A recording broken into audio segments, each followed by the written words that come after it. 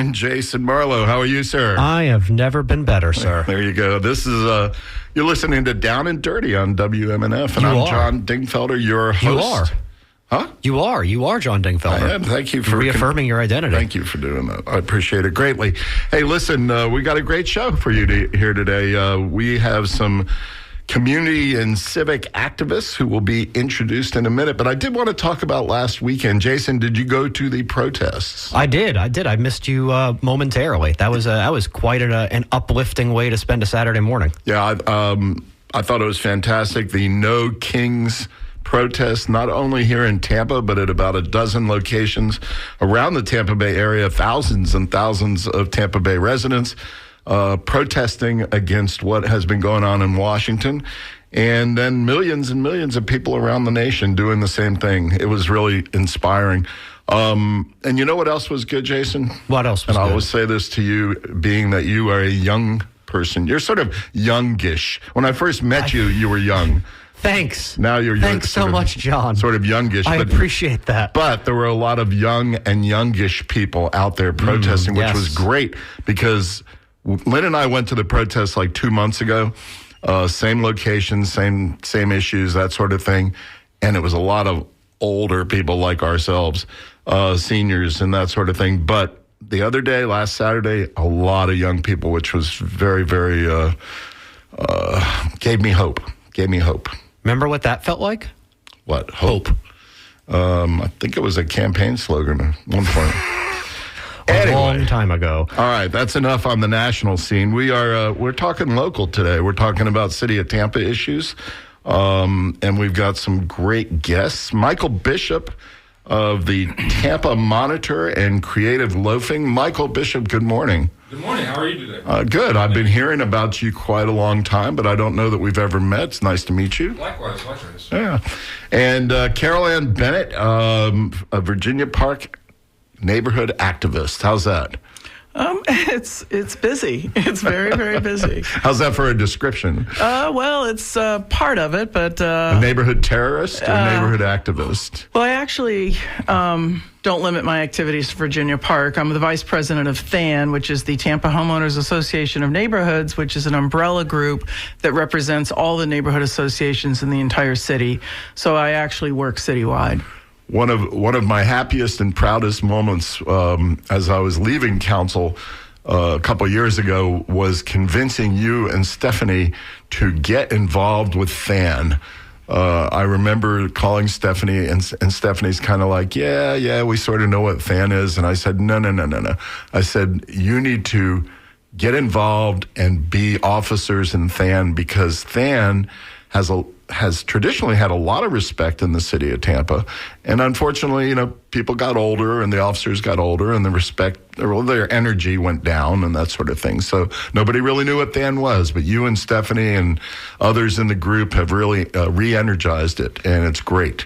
I mean, I would say it's unequivocally the single most influential civic group in the city of Tampa. I don't even think there's a close second. I mean, THAN has done an extraordinary job of, I think, knitting together really disparate civic associations and helping give them information about how to combat land use and also how to, engage themselves in city politics, to you and Stephanie's credit. And to people who are listening elsewhere in the Bay Area that are not City of Tampa, I would encourage you, if you don't have a citywide organization of neighborhoods, create one, because THAN has been around, I think, 40 years or something like that.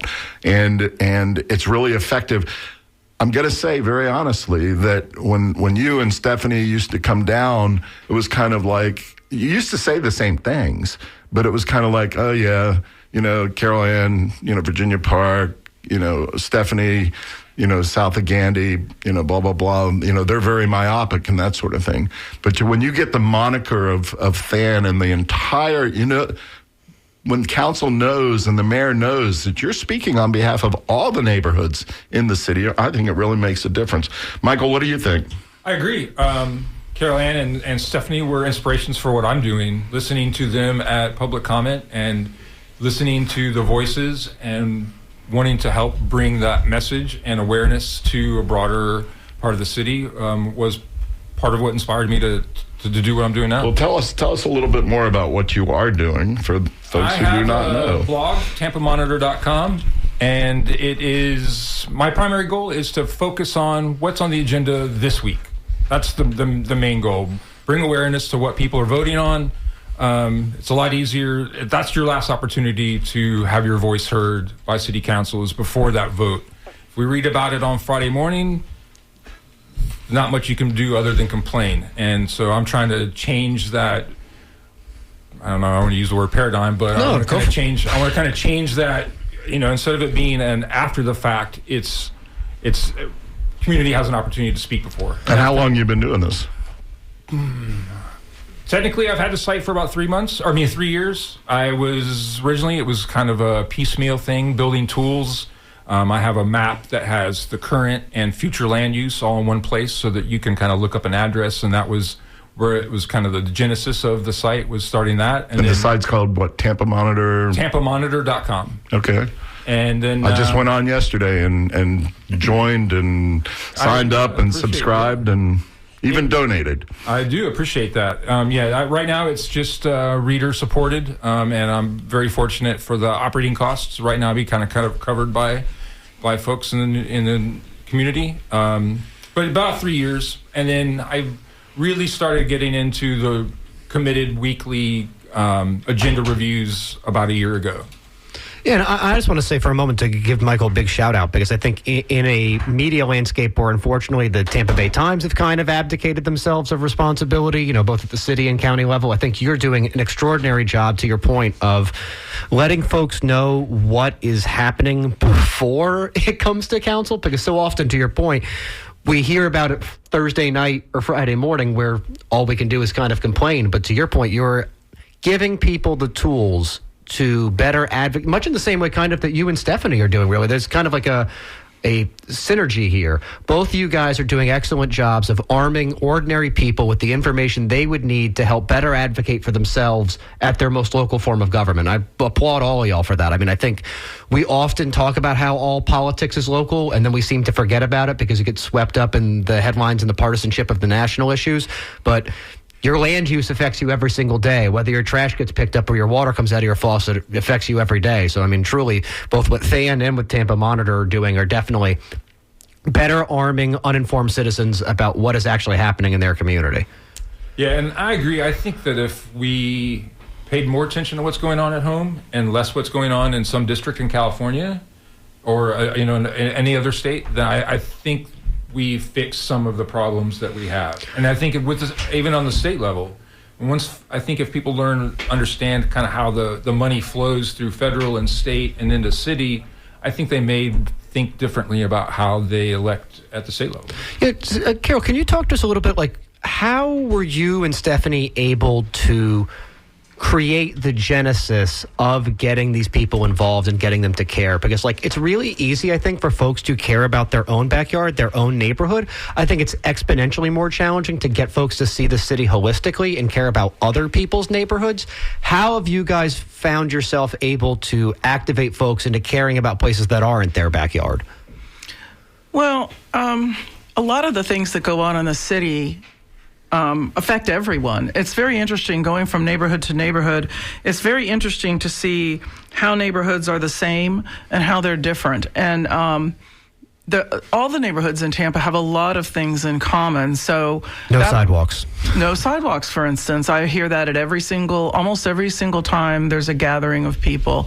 You'll hear that. But it's very interesting to go in and see what's different and what's the same. So it's really not that hard. We do try, when we find out about something that's going to impact a particular neighborhood, in particular, we do try to inform that neighborhood. And I just want to say something that I think is very important and very interesting is that on the state and national level, this country is very divided politically, but local politics is completely different than state and national politics. Absolutely, completely different. The issues that you may care about on a local level, you are not going to know how a politician stands on that issue just by looking to see if they have an R or a D next to their name. Where on the national and state levels, an issue you care about, you know how they're going to vote. But that's not true in the local level. So in the local level, the issues really cross party lines, very, very much so. A lot of people with very different national political ideas have the same local political ideology. Yeah, I think it's actually great that City Council in Tampa, and I think a lot of other municipalities, is elected nonpartisan. When you go in to vote next time, and we're going to talk about that in a minute, there's no D's and R's or I's next to people's names. It's just that person and what they can or can't bring to the community. I think it's really good. And listen, this is part of the reason why, I politely disagree with Councilman Vieira when he talks about moving our elections in conjunction with the national or statewide cycles. I just can't agree by that, because I think you inherently partisanize our local elections and diminish the ability for local candidates to communicate to citizens. I actually genuinely appreciate the fact that our election cycle is distinct and separate, because I think it allows us to escape the partisan rhetoric. It allows us to focus on the local issues, to Carol's point, that really do dictate things. Carol, sorry. Yes, I agree with you 100% on that. Well, we have another very special guest who's holding on the phone. Caller, are you there? Yes, sir. All right.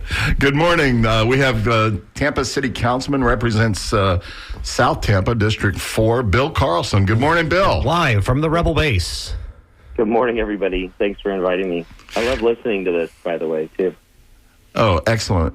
And what do you think about our brilliant guests today? They got Carol Ann and Michael, who you know well. Yeah, I think it's so important to have really smart people who are community-minded around, and especially as volunteers.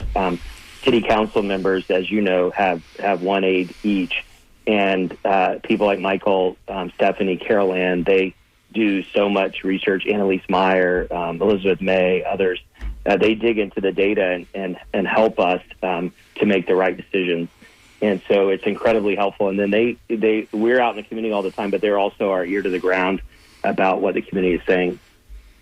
Well, listen, we were talking about elections a minute ago, and Bill, I want to express my condolences to you and all of City Council about the passing of your fellow councilwoman, Gwen Henderson. We lost her about, 2 weeks ago, very suddenly. And of course, our condolences again to Gwen's family and friends. But where does that lead us to? Leads us to an election, right, Jason? Absolutely. We will have a special election, I believe, qualifying. Pre-qualifying, I believe, starts July 28th, with qualifying period August 11th to 15th. I believe the 15th will be the last date to register to vote for that race if you are currently not registered. And then I believe the election will be September 9th, with the runoff decided on October 28th. So there you go, the entire election in about 30 seconds. And have we heard any names popping up?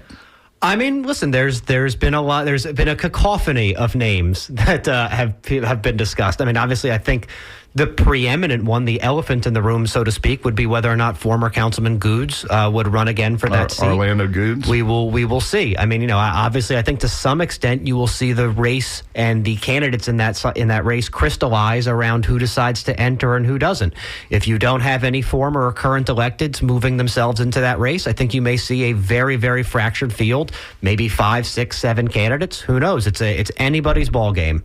Yeah, I think we'll get Orlando and some of the other candidates on the show over the next over the next couple of weeks.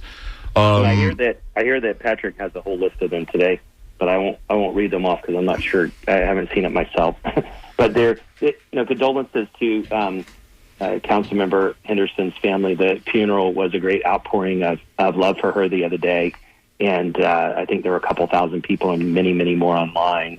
It was a really sad thing. She passed away in her sleep. It was a surprise to all of us. If you have to go, that's probably a good way to go. But it's still sad. She was only 60, and she had so much more to give to the community. And so now with this election, we'll see what happens. It's a very, very important election for the city of Tampa. It will help define the next 2 years. And just like when you left, John, filling the big shoes behind you was really difficult. And so we need to make sure the community is properly represented, and folks who are interested should file to run. But more importantly, everybody should vote. This is the East is known as the East Tampa District, but it also includes downtown Channel District. I think Tampa Heights, maybe parts of Seminole Heights. So it's a pretty big district.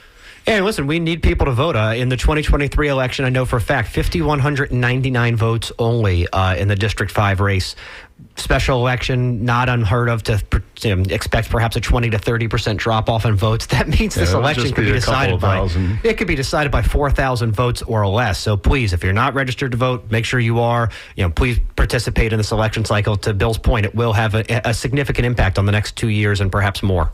So let's get down to some substance. I'm sorry, Bill, go ahead. Yeah, real fast. I don't remember, Jason, if you mentioned the voting date, but I think it's September 9th is the primary, and you can vote early. So please, everybody who's listening, mark that. If you live in that district, mark that on your calendar, because we absolutely need you to vote. And if there's a runoff, then, 30 days later? October 28th. Right. Yeah, thank you. So let's get down to some substantive issues that are going on in the city. Some of the things I was reading about, Michael Bishop, in your column, were some of the delays. And Bill, you and I both, would get very, very frustrated about how slow city government moves, especially in any type of construction projects. If the city was actually in the business of commercial construction, I think the city would have gone bankrupt long ago. But specifically, you were pointing out, I think, delays in the Rome Yard project, Michael. Well, yeah, I mean, and I remember being there at least 4 or 5 years ago when they first announced the Rome Yard project, and not even when they announced who was going to get the award, which is what you spoke to, but when they announced the project. I went over there. I remember standing under a tent with Orlando Goods and trying to be supportive of the mayor at that time. And here we are, 5-6 years later. Yeah, and I'm not sure on that project where we're at, in the timeline. It's definitely been delayed. There's been a lot of speculation about pieces needing to fall into place before one thing will happen to another. But it seems like it's kind of gotten let's back up a little bit and talk about what the project is and who's involved. The project is on the river, on the Hillsborough River, on the west side of the river, just south of Columbus, and between Columbus and Boulevard. A beautiful view of downtown. Whatever they end up building there will have a fantastic view, not only beyond the river, but have a fantastic view of downtown. Under some mysterious conditions, the city once again picked the Related Group out of Miami, I guess about 4 years ago. And there was a bid protest. I saw somebody was writing about the bid protest, I think Ray Rella. There was a bid protest from Invictus at the time, but I don't know what happened to that bid protest. Anybody know? No, I haven't heard any more about it. I believe they were denied their protest. Bill? I think they dropped it. Whether it was that, I think they just dropped it. They just dropped it. The problem is, if you're a vendor and you want to do business with the government, if you file a bid protest, you feel like the perception is that you're going to be punished in the future, and that shouldn't happen. The problem with this project, Related is a great company. They do great projects all over the place, in all over the hemisphere, in Latin America even. The problem is the way it looks. The mayor's partners firm is one of the lobbying firms for Related Group, and our former mayor is a lobbyist for them. And so you give under one administration you give them a sweetheart deal, and then you turn around and then become a lobbyist for them. It just looks bad. Doesn't pass the smell test, right, Bill? It may not be illegal or unethical, but it looks bad, and the public doesn't like that. I'll add something. You know what looks bad? The current Rome Yard site, where the vegetation is my height, and I'm like NBA level point guard height. I'm 6'1", and they're up to my eyes. It is embarrassing. You better call code enforcement. I mean, truly, I'm just saying, I think to your point, it on paper, it's an exceptional project. It's going to activate that whole area from Columbus to Boulevard in a way that is going to make this city a better place. You're going to see that real estate become some of the hottest real estate in the city, I imagine. I was just there literally yesterday celebrating Commissioner Meyer's Juneteenth event as she's working to build the African American Arts and Cultural Center at 2103 North Rome. And in driving past Rome Yard, one, I can't help but think of Stephanie, because every single time I drive past it, I think of your compatriot. And two, I mean, it is just embarrassing. The state of that site would make you think that almost nothing has gone on there. There's maybe one heavy construction equipment on site, Well, I don't think a big pile of I dirt. don't think anything has gone on. But let's explore that, because I think, and having done some real estate and commercial real estate, I think that the market, dropped off 2 or 3 years ago, and then with the new presidency and all the uncertainty about economics in this country and everything else, I think that they being related, they don't want to jump into something this big. Well, they just got the financing. That was one of the key parts of it, was that it kept getting delayed every 6 months. It was pushed back another 6 months. Yeah, and but you know what? If you're that big, you can get financing when you want it. To me, it's kind of like, there's no rush on this. Tampa's boom sort of leveled off a little bit. This is just my opinion. Sure. Well, Related didn't have any trouble getting financing for their project on Bayshore Boulevard. Right, exactly. And that was a very high end. What's the name of the hotel? They want to, no, the one on Bayshore. The Ritz. The Ritz, yeah. That high end doesn't even is quite the understatement. Bill, I'll never forget when the proponents of the Ritz came in front of us, and they were almost in tears, and they said, Tampa needs a Ritz hotel. We need a Ritz hotel. It was like they were so desperate, they were willing to just drop their drawers, to do anything to get the Ritz. And it was kind of like, no, wait a second. We need to explore the rezoning and the various important issues. I want to give kudos to you, John, and to Bill and Orlando Goods. You were the three people who voted against one, in my opinion, one is the worst, most egregious projects the city ever approved. You had the perfect missing middle existing there. You had approximately 200 two-story apartments with over 36 beautiful oak trees, providing housing for average people, and they replaced it with no increase in density. They just made it for the uber rich people, and they displaced the missing middle that we seem to say that we need so much. It was a disgrace.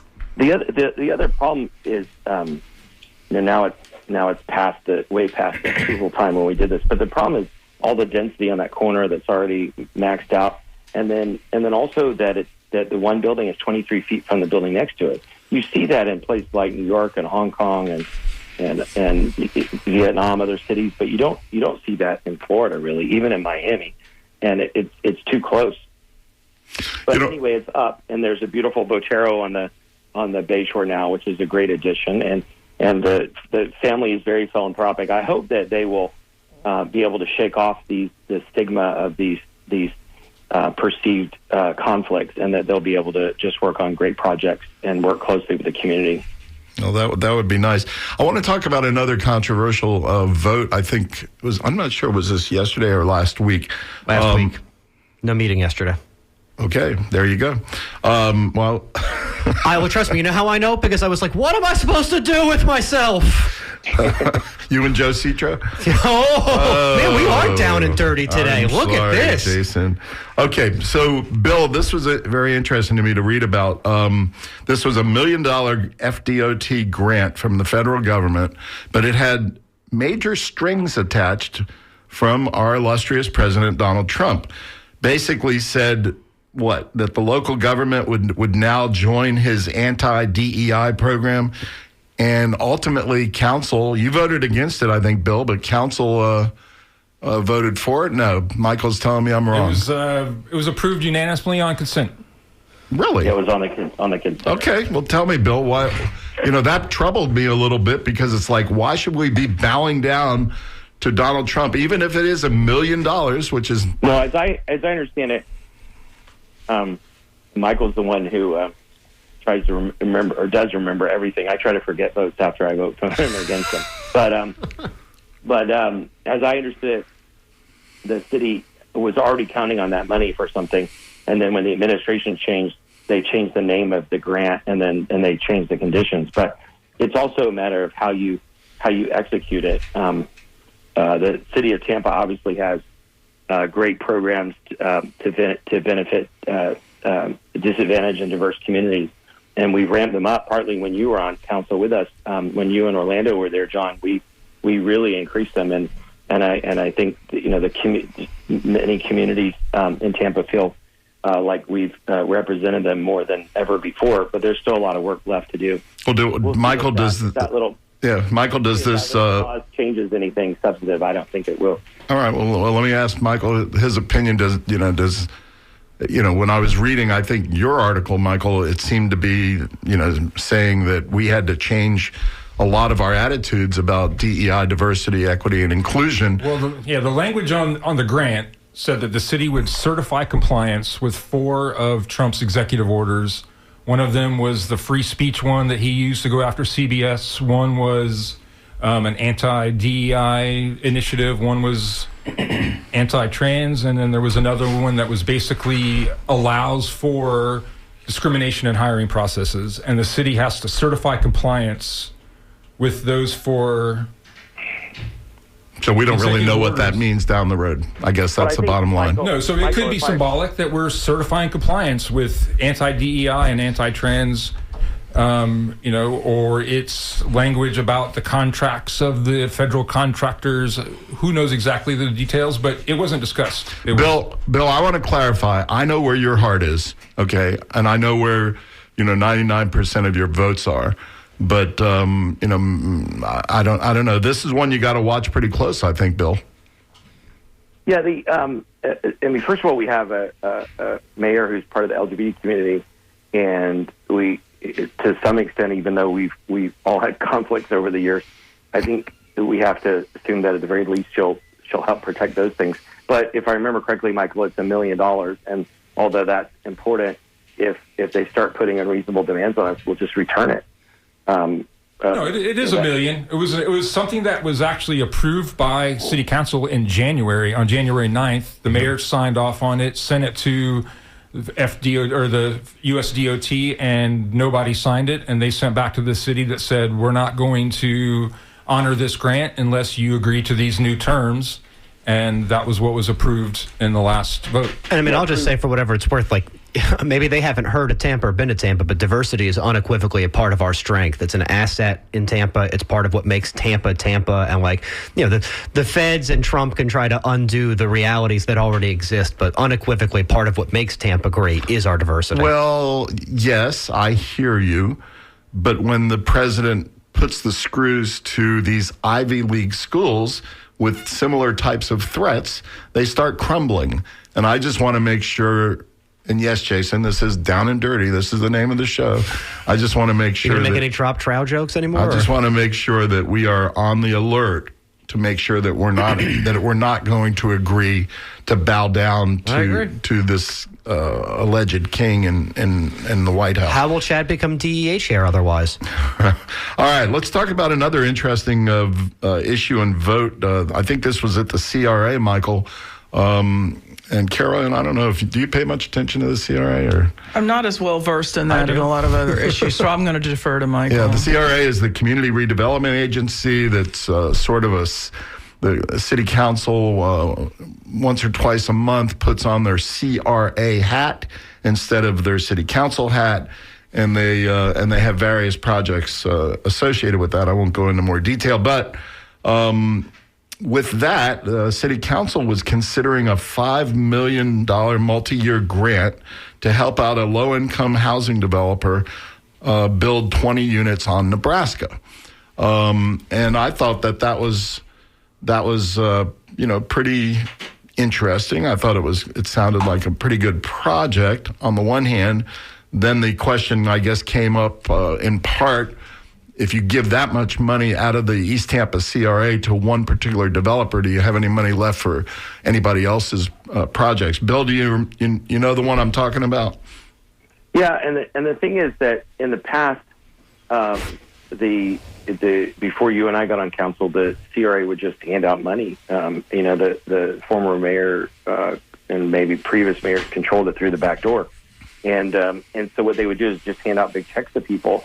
And a year or two ago, we had two developers come to us. One wanted, I think, $12 million. The other wanted $9 million. And I said, "What is that for?"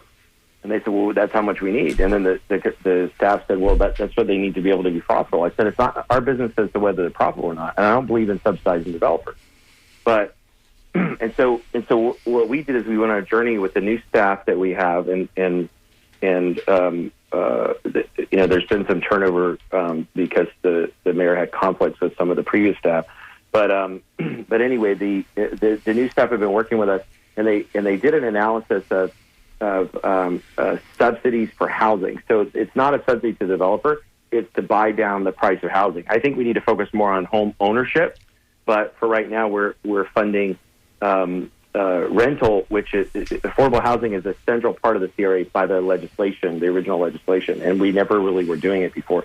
But now what we've done is we created a spreadsheet, and we're going to meet again in a couple months to go through the spreadsheet again to see if we like the numbers or not. But what the community said to us is they don't want us to subsidize developers, but they do want us to subsidize housing because there's a 50,000 shortage. But they also want us to incentivize lower AMI. That means to help people who earn less and less money, and then also subsidize bigger units. And so the spreadsheet starts with 80% AMI, goes down to 30, and then it starts with 1 bedroom, 2 bedroom, 3 bedroom. So the subsidy for 80% AMI, 1 bedroom, is a lot less than a 3 bedroom, 30% AMI. And so with that chart in place that was approved by the CRA board, which is City Council, we went out to the community and we said, "Who wants to bid on this?" And then there's a question about, well, how do you pick who's first in line? The other criticism was that only big companies were getting contracts. The last administration gave one contract to a developer who built like 110 homes in East Tampa, and then the related good contracts that we talked about. People want us to support small nonprofits, small businesses, Habitat, CDC, others. And so it's probably more like 100,000 here and 100,000 there. Bill, let me interrupt you 1 second. Jason is waving his hand and saying he has to recuse himself from this conversation because he does have a business relationship with this project. Jason, thank you for telling us that. Bill, what's the community pulse on this issue? What happened is that once we set aside the chart, which again is just buying down the rent for 50 years. Mm-hmm. It's ensuring that the rent will be affordable for 50 years. Mm-hmm. Then suddenly we get a whole line of people who want to get subsidies for that, and it's a lot of small developers, a few big ones. And so then there's a question about should we favor the big ones or the small ones? It happens to be that this one was the first one to come through, and there is more money available. The other issue, which you kind of alluded to, is that this is technically where it is on Nebraska, you would call this Ybor City. But when the CRA was designed 20, 30 years ago, the East Tampa CRA included parts of what we call Ybor City. And so we have no choice there as to whether we would fund something as long as it's in that district. That district contributes to the CRA, and they also are eligible to get funding. Okay. Well, listen, if you're just tuning in, you're listening to Down and Dirty on WMNF. If you want to join the conversation, the phone number to call in, and Bill, you even when we get calls, Bill, you're going to stay on the line. It's a different number, but for the general callers, not the average caller, the general callers is 813-239-9663. Speaking of housing, Carol Ann, I know you've been deeply involved in the comprehensive plan update. And by the way, we're talking City of Tampa today. So if you're not the City of Tampa, I hope you stay listening and give us a call with your opinions, 813-239-9663. But comprehensive plan. So for those who don't know, the state requires all local governments to have a comprehensive plan, and that's been going on since 1985. Our local comprehensive plan gets updated, I think, every 5 years or every 5 or 10 years, something like that. 5 years. And there's an organization called the Planning Commission, which is over in the county center, which is in charge of updating all those comprehensive plans for the city of Tampa, Hillsborough County, Temple Terrace, and what am I missing? Plant City. So that's what the comprehensive plan is about. It's supposed to be sort of a long-range look into what do we need to do as a community to address all of these important growth issues, including this thing called the Future Land Use Map. What Future Land Use Map basically says, where do we want to encourage and or perhaps discourage more growth? We realize there's going to be growth, but where do we want to encourage that growth to be? Caroline, what's going on with the comprehensive plan? This is going to be spicy. So right now they're in the process of updating it as required by state law. And during that process, this has been going on, the first meeting I went to about it was 3 years ago. I've been to every meeting. Just like government construction, it's very slow. It's very slow. They get input from everyone in the community. They call them stakeholders. So that means developers, builders, architects, engineers, land use attorneys, urban density advocates, citizens, everybody. And they they try to take this input, and they also try to accommodate what the state requires as far as creating the potential to have housing for the people who move here. They take into account very heavily the Planning Commission Board, which is a non-elected volunteer group. Appointed by the various jurisdictions. Exactly, and which is predominantly industry professionals. It's builders, developers, people like that who actually make their living at this. Which seems like a conflict of interest, frankly. Yes, I agree with you. It should be said. It used to be that way. It used to be a lot more citizen-oriented. Well, the problem is it's all volunteer, and people are busy, and so a lot of times the people who volunteer are people who have a vested interest. They have a stake in the outcome. They have a stake in what's decided. So it's very different than an elected or a paid position. But by the way, the 4 people in this room are volunteers. Yeah. Mm-hmm. Yes. Anyhow, a lot of the proposals I think are not good. That proposes a massive increase in density, which I don't think is necessary. I saw these fantastic numbers. Maybe it was in your article, Michael, about it was like the Planning Commission says, "Oh my God, we got to have an additional 74,000, places for 74,000 people to live, which is probably like 36,000 residences or something like that." And then your numbers sort of dispute that, and you said more like 3,000. 3,000. The adopted plan for 2040 that was approved, the estimated population in 2040 was 481,000 people. Planning Commission's estimate for the population in Tampa in 2045 is 484,000 people. And I double-checked, that's 4th grade math. That's 3,000 people difference. Well, and you have to remember that's 3,000 people, but according to Google, the average household holds 2.3, 2.4 people. 1,500 people. So you're talking 1,500 units. Yeah.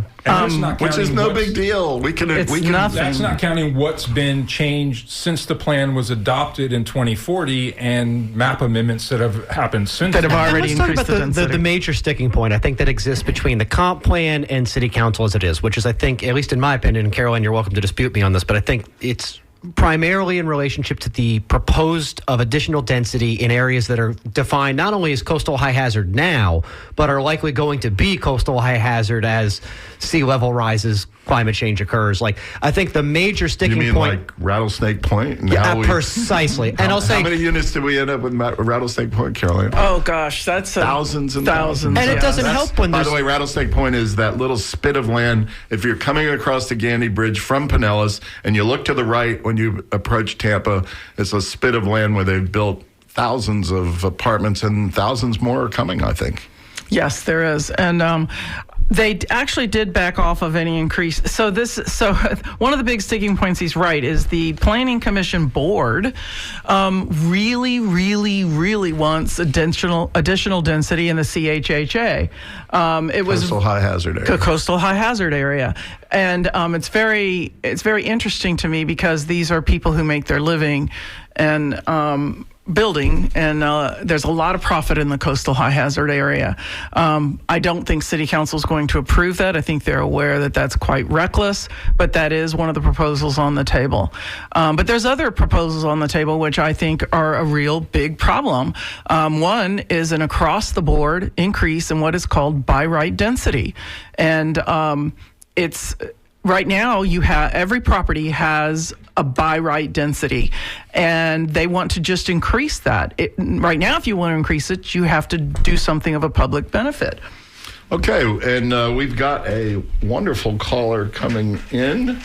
She does a little bit of developing herself. Keela McCaskill, how are you, dear? Well, good morning, everyone. How are you? We are doing well. How about yourself? We're doing great. It's so good to hear your voice. And Ms. McCaskill is in the affordable housing business. But what's your comment on our conversation so far? Well, I wanted to go back to the comment. I was trying to get in on the comment for the decision last week at the CRA regarding the 20 units? Yes, the 20 unit on Nebraska. And tell me you're not part of that, or you are part of that?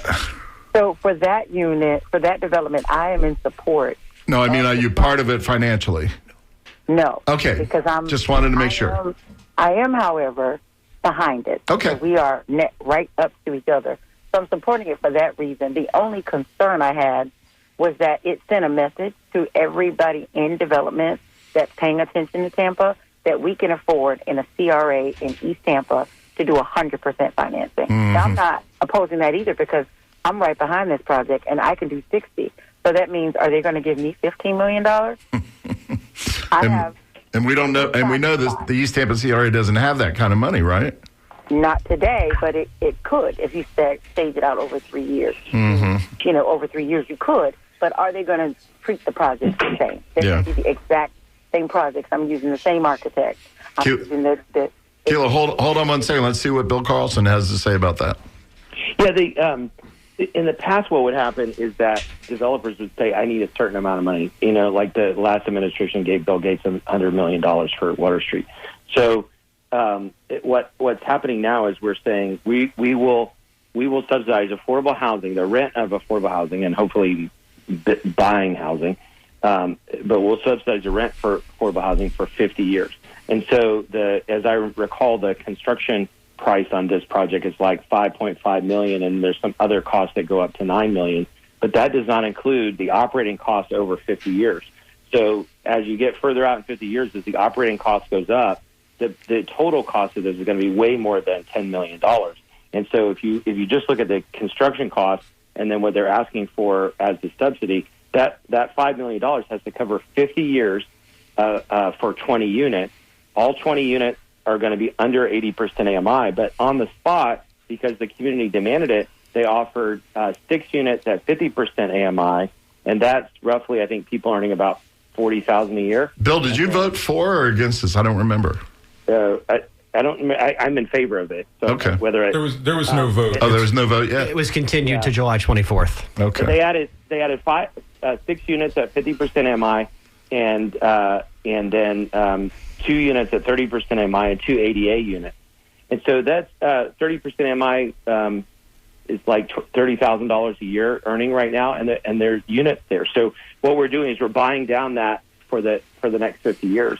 And if we turn down this one, what we're saying is that the small nonprofits and the small for-profit that are trying to benefit the community, that they don't qualify. We're only going to subsidize big developers, and that's mainly what I would like to. What I find is interesting is the city, and I do believe the city is sincerely, city council sincerely wants to help and get involved in affordable housing. The money is limited. We all know that.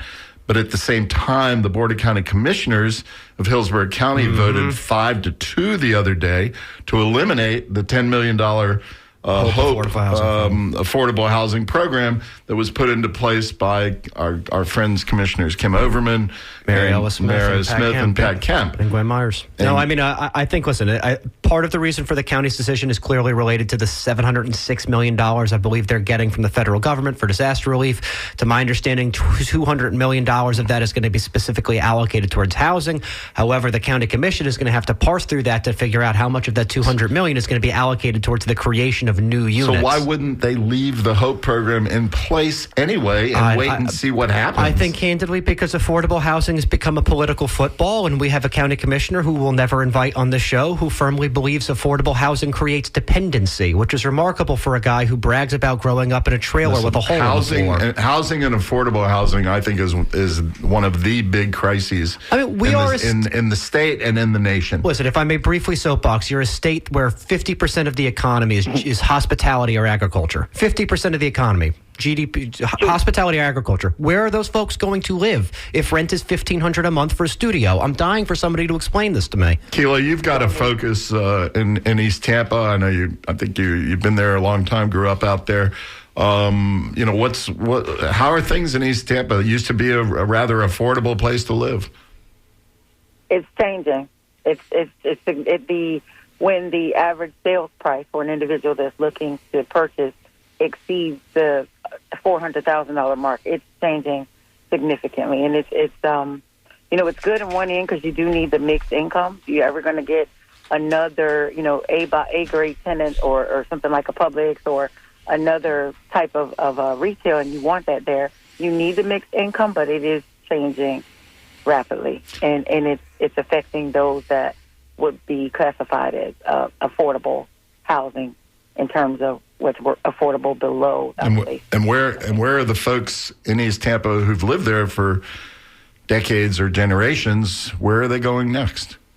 They're moving in with grandma. They're finding friends. They're roommating, but they are slowly leaving the area because somewhere in the chart regarding AMI, what's affordable is like 80%.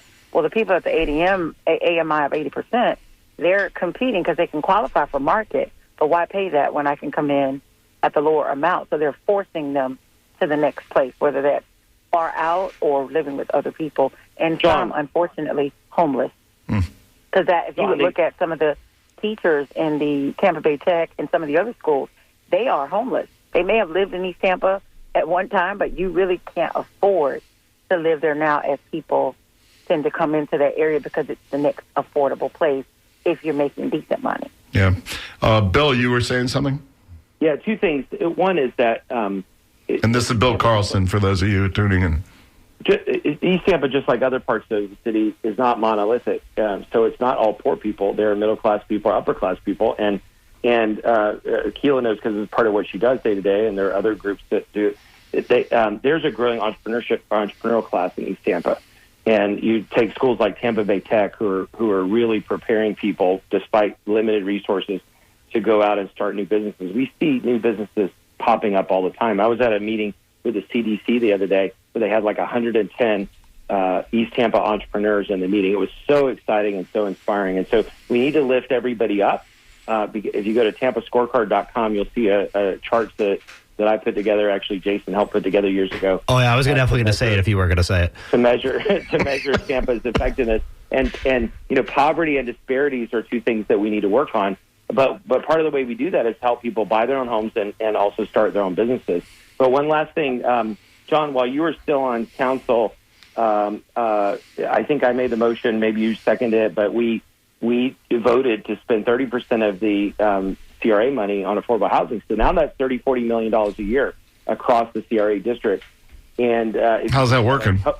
Hope spent like 10 years lobbying the county to get $10 million a year, but we have $40 million. The problem that we've had, which you probably know, and you kind of alluded to in the beginning, is that we've had to interface with the administration, and they slow walk anything that's not going to be in the mayor's video in 2 years.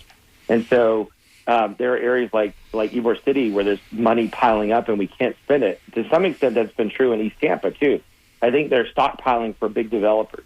And so what we're trying to do with the new chart is to make it fair and easy for smaller developers, smaller nonprofits to get in, build diversity of housing, diversity of choices, and not these big monolithic things with that either gentrify or put big concentrations of poverty together. Okay, so if you're just tuning in, that was Tampa City Councilman Bill Carlson opining on a variety of important issues. We've got Carol Ann Bennett, a neighborhood activist from Virginia Park in South Tampa. Michael, I don't know where you live. Where do you live? Straight up 12th, almost to Hillsborough. Okay, sort of East Tampa? Southeast Seminole Heights. Southeast Seminole Heights. My old civic Michael association. Bishop, who is involved with the Tampa Monitor. I was going to say the Guardian. The Tampa Monitor, which you can find online. Jason Marlowe has joined us. We've got somebody answering the phone. We do have one phone call, but we're running out of time. Bill Carlson, I'm going to ask you the question that's on everybody's mind. Is Bill Carlson going to run for mayor? Ooh. The next election is in about a year and a half. And Bill Carlson's good friend Bob Buckhorn has entered the race. And so everybody wants to know what Bill Carlson's going to do. Bill, tell us here. Let Down and Dirty be the place where you announced your... I haven't announced anything. I'm not going to announce anytime soon. He hasn't announced, but I mean, he's made two kind of fake announcements and used a fake poll. But there are only 2 or 3 people that have filed so far: Julie McGill, Alan Henderson, and maybe there's one other person. But Bob's been making so much noise and appearing so many places. I thought he'd already filed. No, he has not. Okay, because that would make a difference in how he's allowed to communicate. But the interesting thing is, and I think this was in La Gaceta, but in the poll that he sent out, what it actually shows. I don't have much time. Go ahead. Is that he can't win. When you go from a 5-person race to a 2-person race, his numbers go down, which shows that undecideds are not switching to him. So they know who he is, but they're not voting for him. All right. Another down and dirty question to Bill Carlson, Tampa City Councilman, is a few weeks ago you led a coup and dumped Chairman Maniscalco and replaced him with Chairman Alan Clendenin, who, by the way, both are very fine gentlemen. So what led to the coup, Bill? I really like Guido, and I hope that we're still friends. What I didn't like is that the mayor was trying to control the chair's office, and as her office often does, they set up city council to get bad publicity, and I didn't like that. They blindsided us with a meeting where they did not disclose to us a letter the mayor had sent to defame council to say that we were the ones that caused the conflicts with her staff. When you can talk to any of the staff that have left, they're high-profile names, and they left because either they didn't like the dirty politics, they didn't like the agendas that were being pushed, or they didn't like being screamed and cursed at by the mayor. So what we needed to do is make sure that we were strongly represented. And Guido is a great person, and I think his heart is in the right place. For whatever reason, the mayor thought she could manipulate him, and we changed chairs. And you don't think it was not just we had 3 other votes. So are they going to try and manipulate Council Chair Clendenin now, Michael Bishop? I don't believe so. I think that things will stay the same, truthfully.